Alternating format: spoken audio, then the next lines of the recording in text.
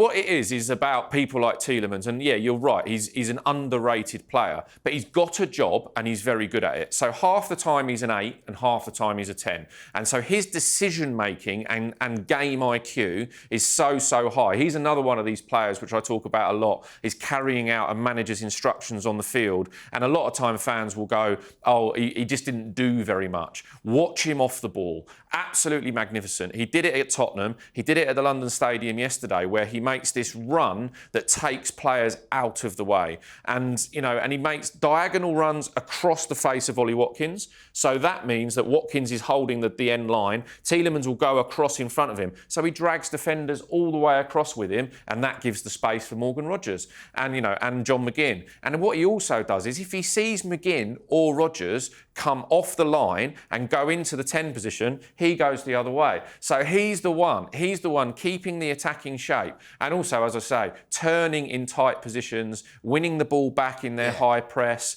He's just everywhere. You know, and you mentioned it yesterday that West Ham kept seeming to get in trouble as they came out, and that's because of this guy. What he does is he creates little semicircles. So you've always got, let's say you've got 2 players pressing 3. That's often what happens as a team's playing out, right? He'll then become the third. But he doesn't go all the way. If you've got one player who's pressing the centre-back, one player who's pressing the right-back, he'll come and sit himself just in the middle. So you've got this little semicircle force field around that play out. So it makes the player on the ball think, oh, I've got that. He's right in my eye line. I can't play from there. And then that means the others go and press. And he's the trigger for that. So he's a top quality player. And yesterday, the other thing to mention is obviously the substitutions. Because Unai Emery has got this amazing ability to influence games by making changes. You know, he brought on Luca Digne yesterday to get more solid on that side, because West Ham were getting a lot of joy down there.